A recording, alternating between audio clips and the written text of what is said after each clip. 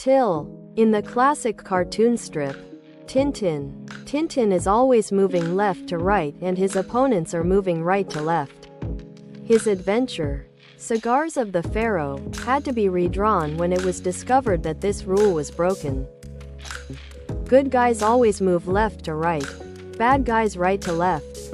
In Attack of the Clones, all shots of the clones showed them moving right to left, hinting at their eventual betrayal. It's a pretty cool universal rule in various forms of media. I read quite a bit of Tintin as a kid, and I'm pretty sure that isn't a hard and fast rule, or at the very least, was simply just a design philosophy during the series' original run and isn't completely adhered to. Due to practicality, out of curiosity I decided to do a quick search and I found a few example pages and panels online. Showing the contrary, here's a page from The Blue Lotus of Tintin moving right to left. Here's one from Tintin in America, actually ambushing his enemy from right to left. Here's a page from The Black Island, where Tintin tries sneaking away from right to left. And here's one from The Secret of the Unicorn, where he's marching the baddies from right to left. The statement, when he moves in that direction, he is usually experiencing a setback, is also generally untrue, as in two of the examples I found. He's actually gaining an advantage against his enemies at that very moment. And in one, the only thing happening was plot device to move the story onwards. There's probably a lot more specific examples if you look through the entire archives. In Japan, Tintin is renamed Tantin because the original sounds like dick in Japanese. How come Pharaoh is so hard to spell? That isn't true. Here is that book as posted from the official site. Tintin moves from right to left in the end panels of the second page and continues that route into the fourth. I've got a page from Tintin in the Land of Black Gold on my wall that begs to differ. TIL that the red panda is the original and only panda as it was described in 1825. Almost 50 years later, upon discovering a similar bamboo-eating black and white creature, it was named as the giant panda. As the giant panda become popular, the red panda has came to be known as the lesser panda. Lesser panda is so disrespectful. Justice for the OG panda.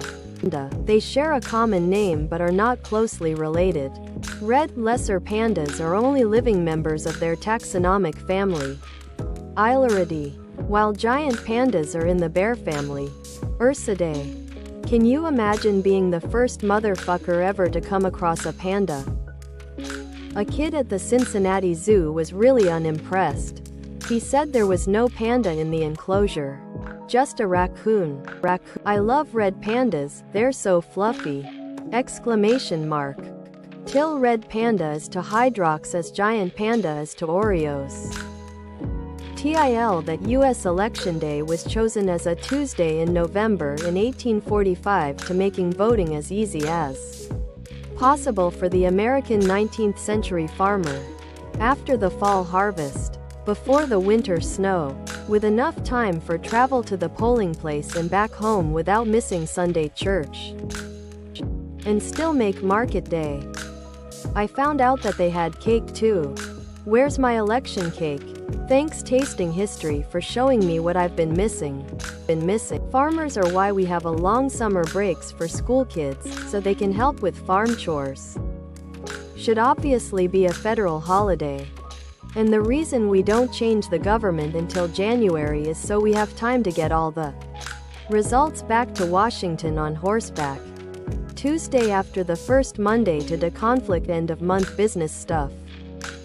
TIL that Joseph Stalin's daughter Svetlana defected to the US in the 1960s and was, for a time, involved in a cult headed by Frank Lloyd Wright's widow. She actually lost quite a lot of money to the cult. She had sold her memoir to a publisher for a couple $1 million upon arrival to the US. The cult took most of it. His granddaughter owns a boutique in Portland if I recall correctly. Adolf Hitler's nephew defected to the US and fought against Germany during World War II. After the war ended, a few members of the family also emigrated to Long Island, NY. They changed their last name and lived in secrecy for decades before deciding to step forward and admit it. She was exactly as nuts as the depiction in The Death of Stalin. Stalin also has a granddaughter that's a tattoo artist in Portland.